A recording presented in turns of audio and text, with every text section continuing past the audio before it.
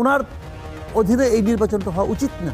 ওই দিন দেখলাম নাসিরউদ্দিন পাটোয়ারি বলতেছে যে তার সঙ্গে নাকি বিএনপির ফাইট হবে, উনি জামাতকে পাত্তা দিল না। এখন এটা বলার অধিকার তার নাই, আছে। আর ওইটা বলার পরে, ওইটা শোনার পর আমি যদি হাসি, আমার মুখে যদি কৌতুকের হাসি ফুটে ওঠে, এই অধিকার আমার নাই। আমি একটু সরকারের সমালোচনা করি, তো সমালোচনা করাতে হয়েছে যে আওয়ামী লীগের প্রচুর লোক এসে আমার চ্যানেলে ভিড় করছে। একই প্রশ্ন আমিও দিলাম, পিনাকি ভট্টাচার্য দিল, রেজাল্ট কি এক হবে? জামাতকে আপনি যদি সমালোচনা করেন আপনি ঠকবেন এখন, আর আপনি যদি ওইটা না করে গায়ের জোর দেখান তাহলে আপনি আরও পিছিয়ে যাবেন। আমি বিএনপিকে বলবো যে আপনারা ভাই স্ট্র্যাটেজি ঠিক করেন। আপনি জানেনও না আপনার ঘরে নারী এখন কী ভাবতেছি। আগে তারা জামাতের নামই জানতো না, এখন তাদের মাথার মধ্যে জামাত শব্দ ঢুকে গেছে।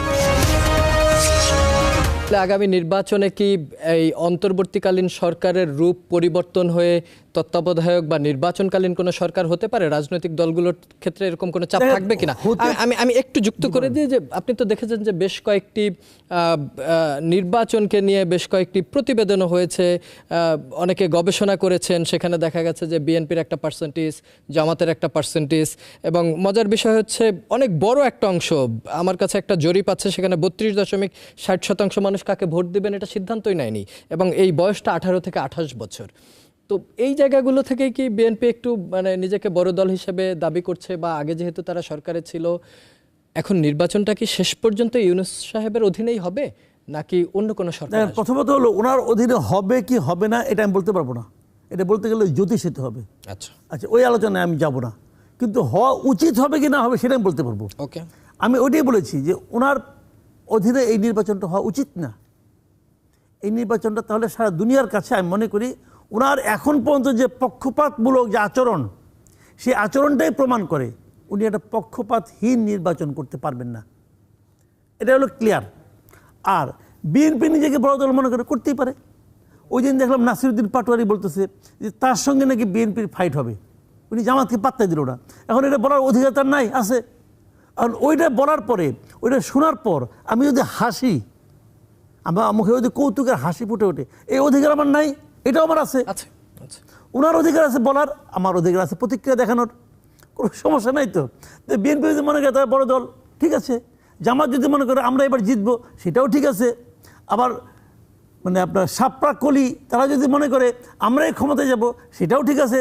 ওদের মনে করার অধিকার আছে, কিন্তু বাস্তবে কি ঘটবে সেটা আমরা নির্বাচনের পর দিন দেখতে পারবো। এবং নির্বাচনের আগ পর্যন্ত আমার আপনার মতো সাধারণ মানুষ এটা নিয়ে তার প্রতিক্রিয়া প্রকাশ করার অধিকার আমাদের আছে। আগামী নির্বাচনে মানে জামাতের কি অবস্থান দেখছেন? যেহেতু বিভিন্ন বিশ্ববিদ্যালয়গুলোতে জামাত সমর্থিত যে ছাত্র সংগঠন, তাদের যে প্যানেল ছিল, যদিও তারা সরাসরি ছাত্র শিবিরের নামে কোনো প্যানেল করেনি, এই প্যানেলের বিজয়গুলো কি জাতীয় নির্বাচনে কোনো ধরনের প্রভাব বিস্তার করতে পারে, বা জরিপগুলো নিয়ে আপনার মতামত কি? শুনেন, জরিপ হলে তো মানে অদ্ভুত জিনিস। বাংলাদেশে এখন যারা জরিপ করেন, এই জরিপগুলো আমার কাছে খুব একটা গ্রহণযোগ্য মনে হয় না। অনলাইনে কিছু জরিপ হয়, সেই জরিপগুলো হলো কি এক একজন জরিপ এক এক রকম হয়। যেমন আমার চ্যানেলও আমি কিছু জরিপ করি, কিন্তু আমার চ্যানেল জরিপ করি, সেই জরিপগুলো আমার কাছে খুব একটা গ্রহণযোগ্য মনে হয় তা কিন্তু না। কারণ এখন হয় কি জানেন, আমি একটু সরকারের সমালোচনা করি, তো সমালোচনা করাতে হয়েছে যে আওয়ামী লীগের প্রচুর লোক এসে আমার চ্যানেলে ভিড় করছে। হ্যাঁ, অনেকে বলে যে আপনি তো আওয়ামী লীগের করে মুখপাত্র হয়ে গেছেন। এখন আমার কথা হলো কি ভাই, আমার চ্যানেলে যদি কেউ ভিড় করে, সেটাও জরিপ যদি আমি একটা দেই, দেখা যায় ওই জরিপটা অনেকটা আওয়ামী লীগের ইন্টারেস্ট সঙ্গে মিলে যায় কিছুটা। কারণ আমার কথা হলো কি, আওয়ামী লীগের যারা এখানে ভোট দিতে আসছি তাদেরকে আমি জিয়াফত করে নিয়ে আসছি? আমি নাই তো। তাদের পেছনে আমি কোনো অর্থ ব্যয় করছি? তাও তারা মনে করছে এটা একটা নিরাপদ জায়গা। তারা মনে করেন, আমি একটা কথা বলি, আপনাকে আগেও বলেছি যে আমি সবসময় এন্টি এস্টাবলিশমেন্ট, এবং সবসময় আমি কিন্তু জনগণের পক্ষে। জনগণের পক্ষে মানে কি, আমি মনে করি সবসময় আমি অত্যাচারিতের পক্ষে, নিপীড়িত যারা তাদের পক্ষে আমি কথা বলি সবসময়। এটা আমার একটা অভ্যাস। এখন আওয়ামী লীগ মনে করতেছে তারা অত্যাচারিত, তারা নিপীড়িত, তারা মনে করে, এবং এই সময়ে একটা মাত্র লোক তার পক্ষে কথা বলে, এটা তারা যদি মনে করে তাহলে তারা আমার এখানে আসে। এখন এরকম তো বিদেশ থেকে আরও অনেকেই করে, নবনীতা চৌধুরী করে, মাসুদা ভাট্টি করে, তারপরে আপনার একজন নিঝুম মজুমদার আছে, ওরাও করে। তো ওদের এখানে দেখবেন ভিড় বাড়তেছে। এখন এটা তো ভাই আমার কিছু করার নাই।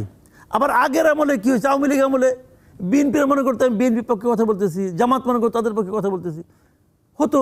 এখন অনেক সময় মনে করেন এখানে কিছু করার নাই। সমস্যাটা কী হয় বলে, জরিপ যেটা হয়, জরিপটা কে করতেছে, কোন প্ল্যাটফর্ম থেকে হচ্ছে, তার উপর নির্ভর করে। একই প্রশ্ন আমিও দিলাম, পিনাকি ভট্টাচার্য দিল, রেজাল্ট কি এক হবে? না। এক তো হবে না। তো এই জিনিসটা আপনাকে কিন্তু মাথায় রাখতে হবে। কাজে জরিপ যখন আপনাকে দেখবেন, তখন আপনাকে মাথায় রাখতে হবে জরিপটা কোন প্ল্যাটফর্মে হয়েছে, সেটার উপর ডিপেন্ড করে আপনাকে ধারণা পেতে পারেন। তবে আপনি যে কথাটা মূলত বলছিলেন ওই প্রসঙ্গে আসি, সেটা হলো জামাতের অবস্থা কী দাঁড়াবে।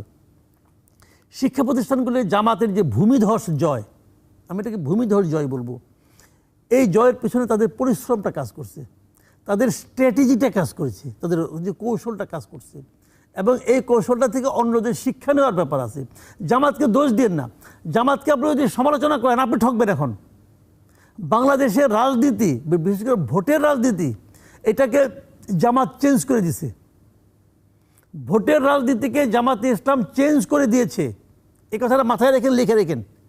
এটা কিন্তু অনেকে মানতে চায় না, চেঞ্জ করে দিয়েছে। কাজে আপনাকে জামাতের যে কৌশল, সেই কৌশলকে যদি আপনি ওভারকাম করতে চান, যদি ওর চেয়েও ভালো কিছু করতে চান, তাহলে ওর চেয়েও ভালো কোনো কৌশল আপনাকে নিতে হবে। ওই আগের জিন্দাবাদ কৌশল চলবে না রে ভাই, ওই কৌশল চলবে না।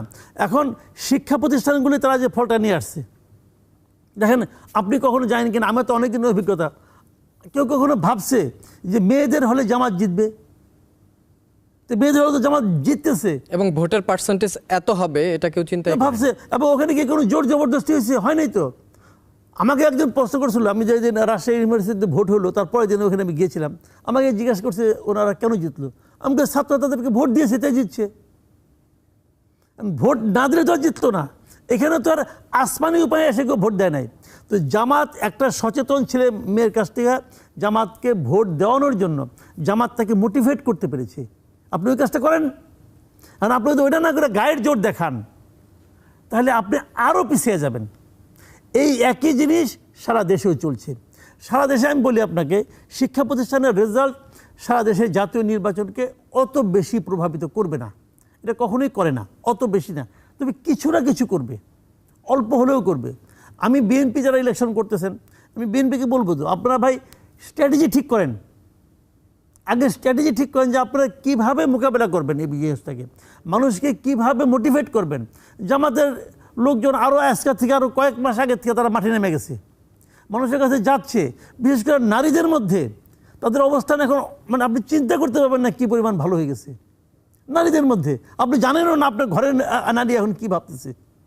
যাই দেখেন, আলাপ করে দেখেন, আপনার মাকে জিজ্ঞেস করে দেখেন, আপনি চাচিকে জিজ্ঞেস করে দেখেন। আগে তারা জামাতের নামই জানতো না, এখন তাদের মাথার মধ্যে জামাত শব্দটা ঢুকে গেছে। এখন এই জিনিসটাকে আপনি যদি ফাইট করতে চান, তাহলে এটা তো কিছু না কিছু ফল আসবে আগামী নির্বাচনে। আমি মনে করি আগামী নির্বাচনে এটার কিছু ফল পড়বে, কিন্তু এটা এমন হবে না যে এটাই জয় পরাজয়কে নির্ধারণ করবে, আমি তা মনে করি না।